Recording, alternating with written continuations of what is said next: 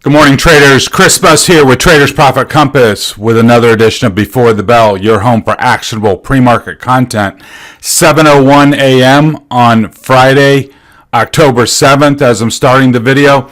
And as always, please run your player at 1.5x. Okay, everything's pretty much flatlining this morning ahead of the September jobs report that comes out at 8:30. Could be a market moving event. The only thing of significance that I see is oil up $1. Everything else is pretty much flatlining. What I want to do is more or less blast through our normal stocks that we keep on our matrix. And then I've got some energy charts that I want to show you. I've been pretty impressed with a lot of these energy charts, especially considering, oil is down $30, $35, $40 off the highs. We were, 125 back in June. Now we're trading a little under 90, and yet a lot of these charts actually look like they're breaking out. So I think there's potentially something underway, or maybe, certainly something to watch. So I want to go rather quickly. Yesterday, more dollar strength. We had the run up, the pullback, found support in here at 110, and now we're back up to 112. TLT bottomed out, kickback rally to the downtrend line, and now rates seem to be heading up again. Of course, rates up, TLT down. The dollar and TLT taken together, dollar up, TLT down, is not particularly bullish. Both signs of stress. Taking liquidity out of the system. We had a bunch of Fed speakers yesterday, all, that I think there was like 5 of them, pretty hawkish, all things being equal, keeping the pedal to the metal. We've got another FOMC meeting first week of November, so that's, about 30 days out.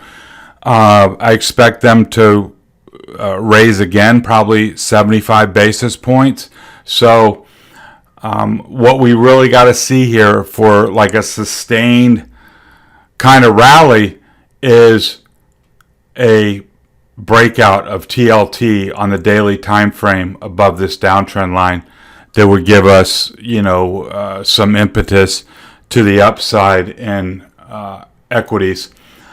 So dollar up, TLT down. That means VIX is probably going up, which it did, almost 7% up here above 30. So again, cautionary to the long side on stocks. We had got down, bottom of the box, or bottom of the channel, top of the channel, bottom of the channel, held support, and now we're back up again. So we'll have to see how the market handles this jobs report. Bitcoin not doing anything, just kind of oscillating here under the 50 EMA. We've discussed that. If you can get a breakout above 20,230, then 20,300 above the 50. You got a shot up here to 21,500. Otherwise, subject to rolling back down to 19,000. WTI, this is the one I've been kind of looking at. Broke out of this big downtrend channel, and now we've rallied up to the 50. So we're at a critical spot. I mean, we are trading right now in the pre-market at 89.50. So if we were to, and you can see that we've reemerged into this old value area.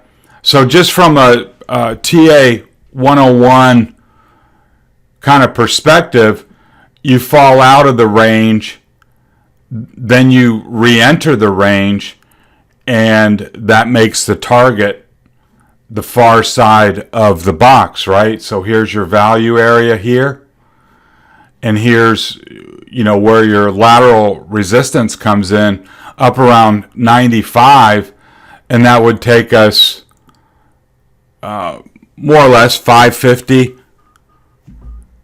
$5.50 higher up towards 95, and then that would be a big area of interest, because then you're at the 38% retracement area.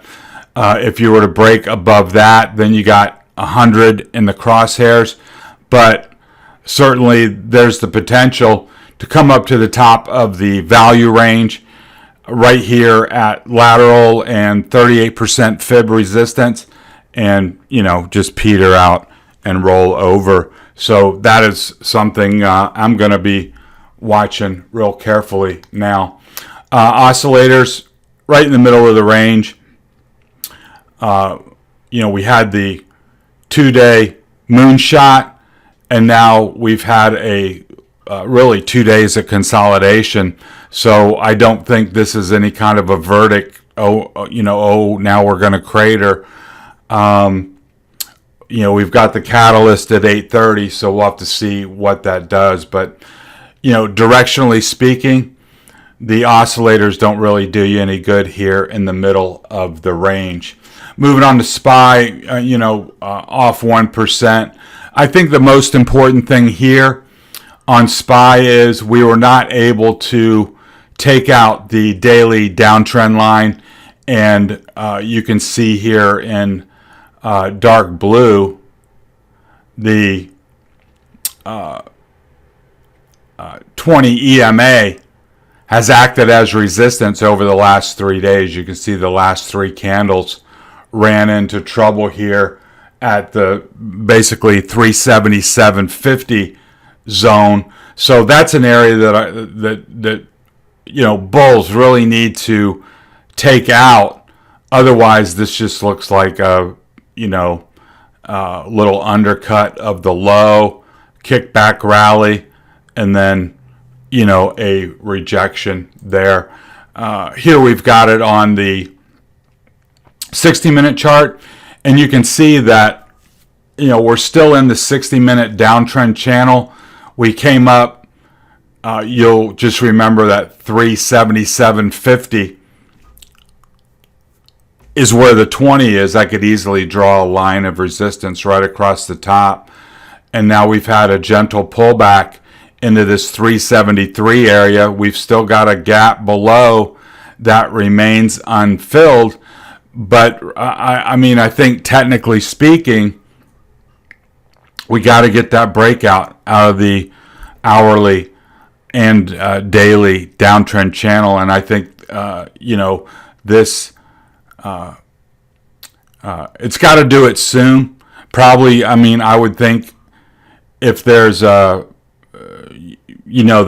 reaction at 8:30, directionally speaking, if we have an update, could do it today. But if there's some big negative reaction today, probably going to come down and fill this gap and maybe even head towards the lows. It really is a dart throw on something like the jobs report. I really couldn't give you a guess as to how that's going to work out. You can see here, technically, I think the Qs are in better shape just because we broke above the downtrend line on the daily chart. But you can see here, again, the 20 EMA right here at 285 has been the sticking point. And, we've got that gap below here that has yet to fill. Now we're above the 1 hour downtrend channel. We're, right at a key level. We got a lot of support under 280.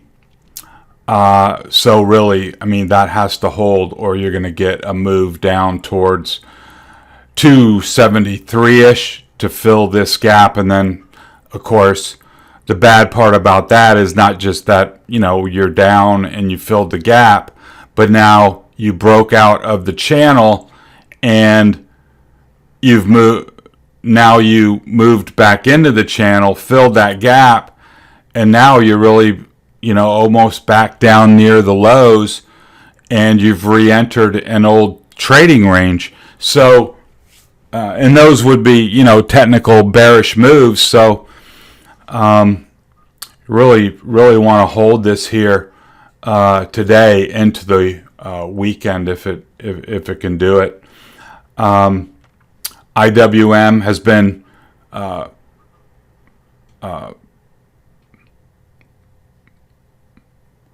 I don't know if I want to say outperforming, but it seems like it's in a better technical posture. We broke out.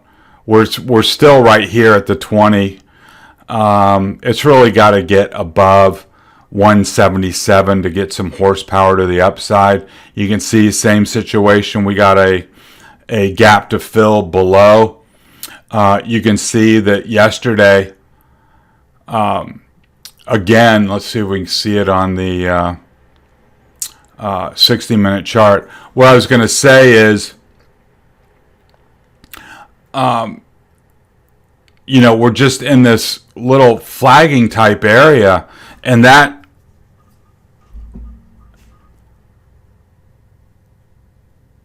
we could still be in a bull flag is what I'm trying to say, with a fast move up and then this little consolidation flag, you get a breakout above 176. I mean, you're on your way at that point.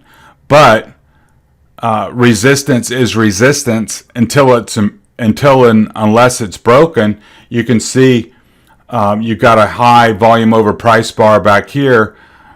Support, resistance. So if you can pop 176 and hold it, that would be a really good thing, because then we're going to be back into this value range and looking higher. Otherwise, if it rolls over here and then fills this gap, then you're back in the soup again. So really finely balanced here. Really could go either way. Meta doesn't have any horsepower. We're still here trapped in a range between 142 and 134. You can see that line has really held with all these rejections along the top. I've dropped in a midpoint at 138, so you can use that as a reference. But, all in all, just, consolidating here, both in this trading range, but also within the downtrend channel.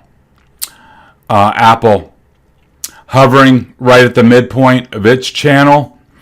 I think the question here is, do we fill the upper gap first at 146.50 up to, let's call it 150, or do we come back down and fill the rest of this gap and head back down to the bottom of the channel? So, again, very finely balanced right here, sandwiched in between two gaps.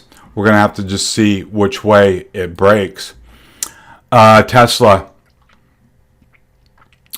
I think this was the Twitter news, big gap down. We came back to test it, fell apart again, and now we're consolidating between 240.50 and 235.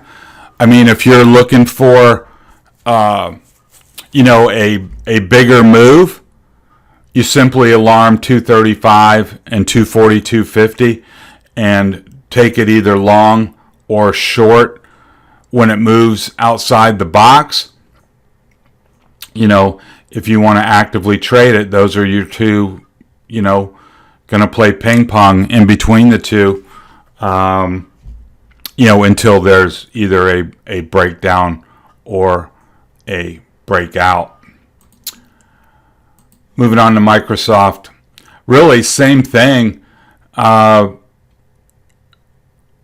You can see that 250 has been a cap, and 245 has been the bottom. We've still got a gap to fill below, but I mean, to me, still looks like an impulsive move higher and a consolidation. Now, whether it takes the next leg higher or rolls over has yet to be seen. And, you know, all of these are going to break the same way. You're not going to get, oh, Microsoft is, you know, breaking out of the flag, and then you look over at, you know, Apple and, you know, the other tech names, and they're going down. I think all of these are going to break the same way. You know, some may be stronger than others directionally, but you're not going to get, you know, one of these doing a moonshot unless there's some kind of news. All these consolidations are either going to break down and the rally will fail, or they're going to break out and extend higher.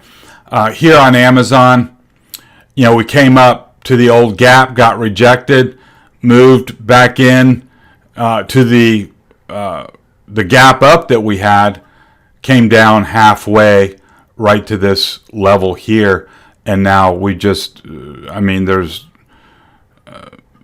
it's been a snooze fest, not a lot of energy going on.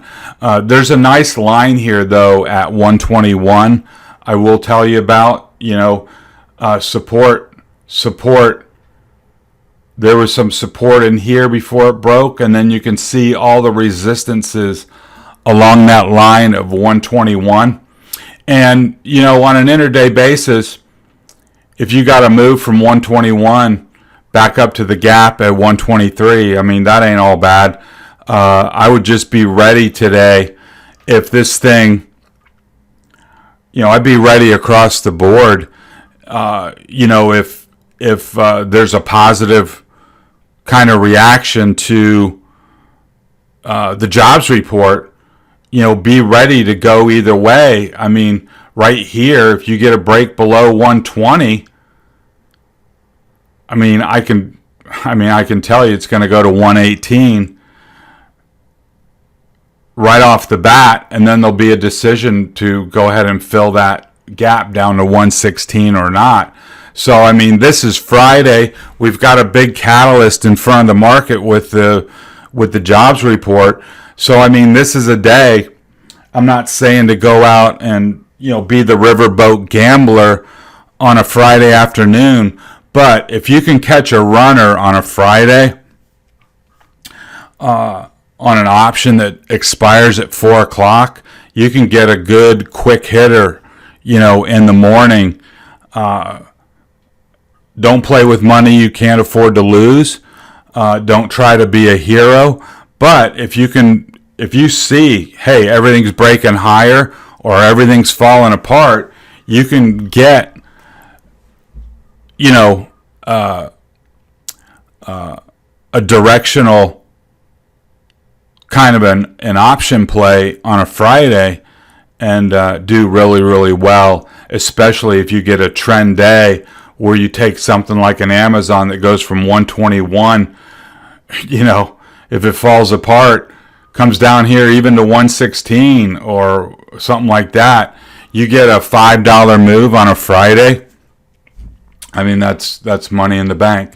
And if you want to do something more safe, just get it a week out. I mean, if you think you got the direction right, that'll pay well also.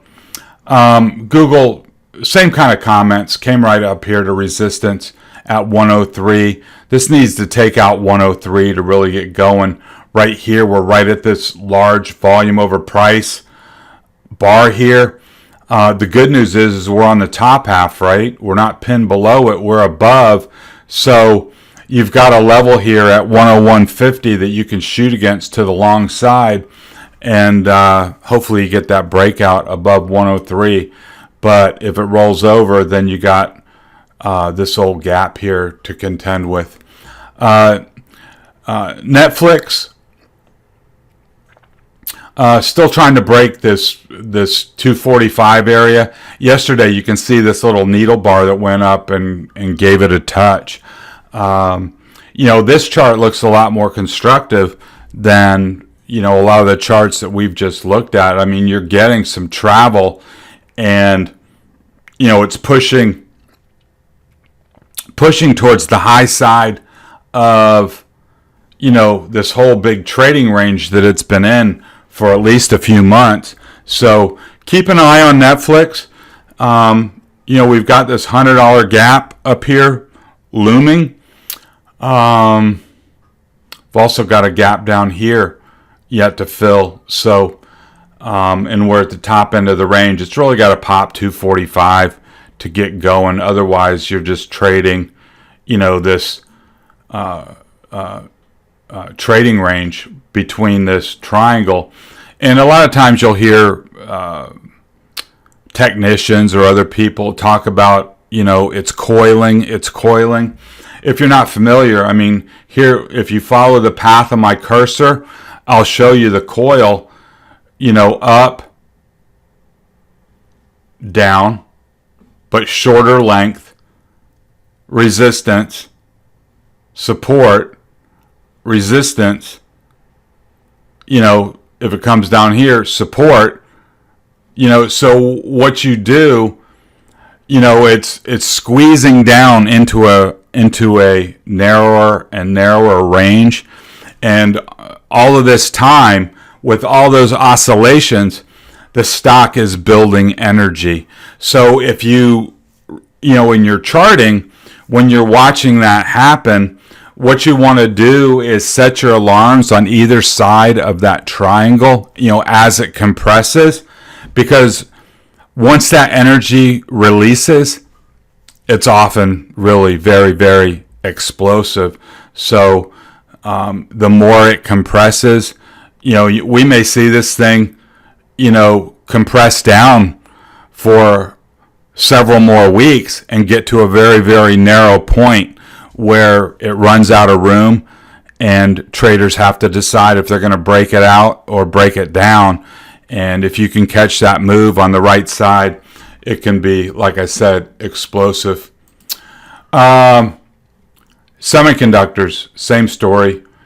We're here right at the top of the downtrend line at 200. We've got a resistance layer here at 204. Think you got to break 204 for 208. And if you lose 200, chances are it's going to roll down here to this gap and potentially fill it if we got a bearish day today. Also, one thing I failed to point out along the way is on all of these charts, what you can do on most of them, you've got an uptrend line that you can draw off of the low. If you follow my cursor, pick off this point, pick off here, and you can give yourself an uptrend line to shoot against. And then if this thing takes off, you can stay long against your uptrend line. But if your uptrend line breaks, then that'll be a visual cue that the trend has probably broken. Okay, what I want to do is blast through a number of energy-related stocks. I'm going to skip over the ARC complex. Really not a lot. I mean, not a lot of movement yesterday. And the trading ranges for those are very well defined. If you're new to the channel, you can just look at yesterday's video on the YouTube channel, and you can get all those trading ranges there. So I'm gonna move ahead to energy. BTU, our favorite coal stock to trade. Of course, it would have been better to be long here at 1950 than here at 2850, but we are testing the upper end of this resistance range. If you're not involved, I would be setting yourself an alarm here at 28.75 for a breakout, and or 26.75 for the bottom of this little range here, because you can see this is the big value area here, right? So we've broken above the main value area that begins at 26.75. We've explored a range $2 higher. And so what you don't want to have happen if you're long or you're a bull, of number one, dropping below this trend line, and number two, dropping back in to the old value area, because then it'll look like it did here, right? Down to the bottom of the box. It'll look like it did here, broke below, down to the bottom of the box.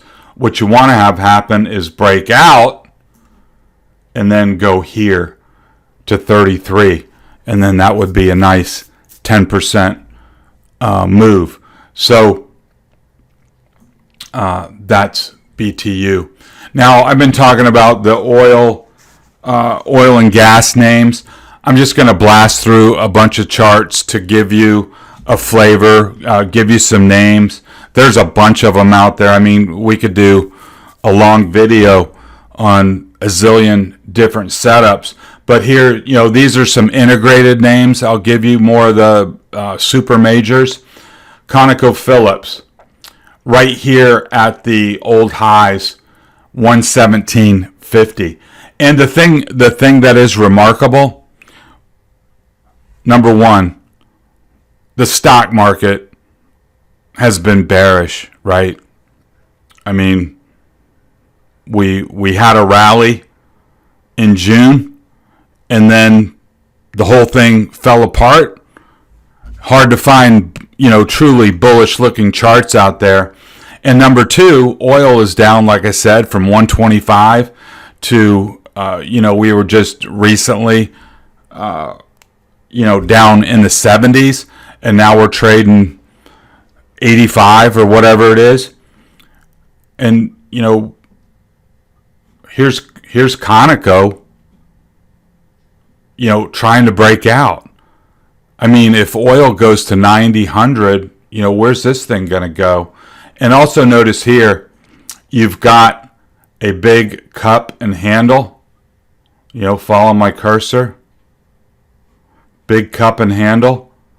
And then your measured move is the distance from the neckline to this bottom peak. So right there, that's been $30 from 77 to 117. What is it? Maybe $40. My math is always bad early in the morning. But you can put this measured move. That's your measured move target on a breakout. So I mean, critical spot. No matter. I mean, forget about the measured move. Critical spot for a breakout here on ConocoPhillips. Hess, same chart. Here's your cup and handle. Here's your neckline. Breaking above the old highs with oil $35 off the prior high. So, this is exciting to see on a, from a technical standpoint. If you were to get long here, you've got a definite line to shoot against right here at 128, whatever. Give it some room down to 127 if you want, whatever your risk tolerance is. But this thing, price has already proven it, right? It's at a 52-week high. So hard to argue with. We got in ExxonMobil the other day, broke from above this little upper value range, and now we've got the old highs right here at 104 after a strong day yesterday, up 3%. and that's with oil moving 50 cents. So really impulsive move. Of course, you look at these charts, why didn't I get it back here? But like we always say, where's my next opportunity? Okay, missed that move. Where can I get it now that makes sense? Where is it objective? And right here on this breakout above 100, pretty objective place to try and get long. So that looks constructive. Here's Apache right at this 4250 level. Now you may run into some resistance here, up at 45. But what I'm doing here is just giving you a level. You can see a prior high here, a prior high here. If you can break 4250, then you can get a very objective long and see if it can take out this little level of resistance at 45 and make a run towards the highs up near 50. So you got a pretty good level there to set an alarm. Here's EOG. It's the same chart. Resistance, resistance, resistance. Prior high up at 142.50, basically $15 away. You had a prior high here as well that acted as resistance. So really, you had a key spot that you could easily alarm and take long if you get the breakout. Here's a name that is not well traveled, but again, same chart, resistance, resistance, resistance, breakout from the downtrend line, so that's positive. You got one of your two check marks. The next check mark is a breakout above 16 that sticks. That would open up the door to 18 on ERF. Here's FANG, another very popular name. Now see, it was the same chart. It's the same pattern that we've been looking at. Resistance, resistance, resistance, resistance. Break the downtrend line, resistance, and break out. So now above, you can get long against 140 in the downtrend line. And what you're shooting for is a run to these prior highs at 157. So, and that's often what you'll see. Think of that technical trading adage, birds of a feather flock together. I've shown you, 5 or 6 charts already. For the most part, they all look the same. They're pushing highs. Even the technical patterns look almost identical. There's definite relative strength and definite leadership in this group. So here on FANG, you got to break out. Some other, EMP names that you've probably got a list put together, but Devon Energy, Oxy, Continental Resources. Let me just look at my list here. Give you some names. EQT. Now that's a natural gas name.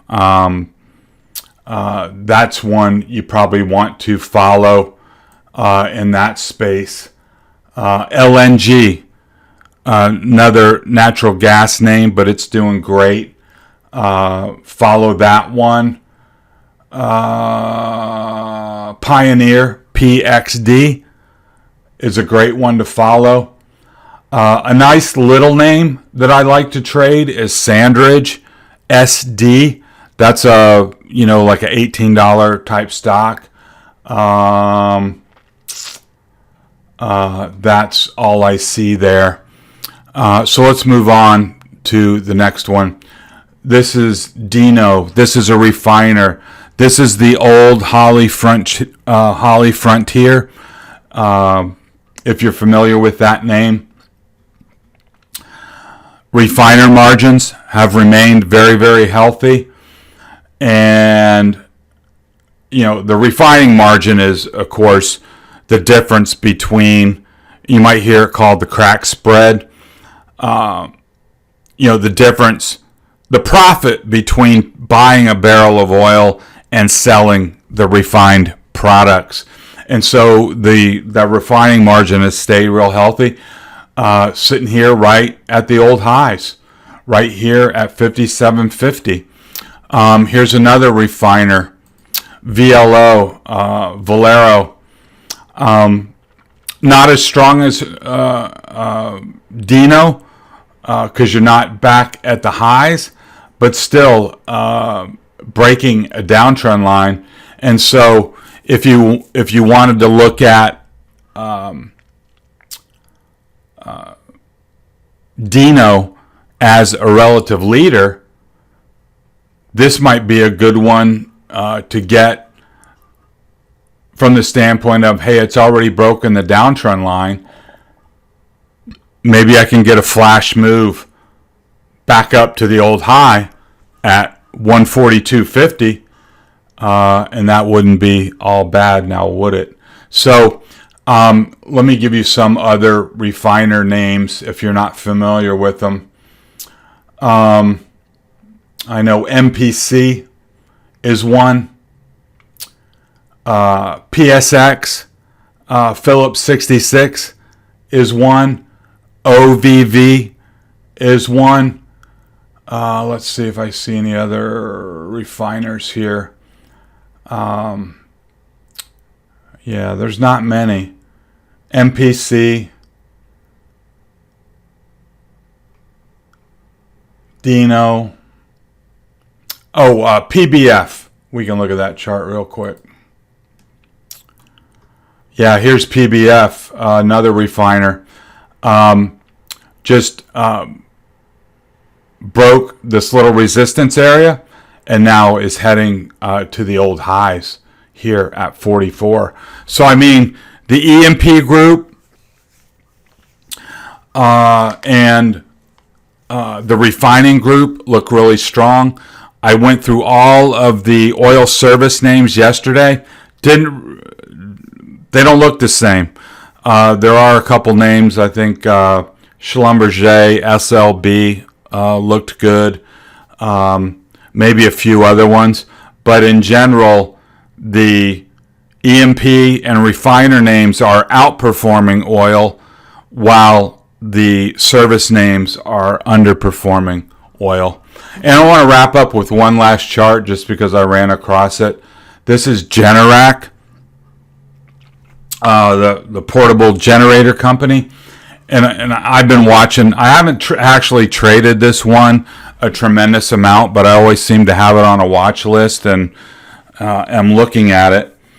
You know, in years past, you know, California wildfire, this thing would do a moonshot. You know, tropical disturbance, hurricane in Florida, this thing would do a moonshot. And so here we are with Ian, you know, wiping out a third of, you know, Florida coastline, and this thing takes a leg down. I mean, it was down 5% yesterday, and this chart looks terrible. You got an impulse. You had support, an impulsive move down that broke, and now you've got this consolidation flag with this thing pushing to the downside. You know, if this market rolls over and this breaks right here, yeah, your measured move target is down towards around 130. So that might be an idea for you. Not acting the same way as it has in the past, especially considering, the storm in Florida. I mean, it went the wrong way completely. So that might be something for the short side. But I really like energy here. We'll have to see what happens, of course. And as I wrap up the video, let's just watch non-farm payrolls. And, you know, is it a nothing burger? Is it, a catalyst to the upside or the downside? we'll have to wait and see. So I hope you got something good out of the video. Watch those last 2 hours of trading today. That'll give you a good read on trader sentiment heading into the weekend. So let's see how it goes. If I see anything monumental during the day, I will certainly send you a note.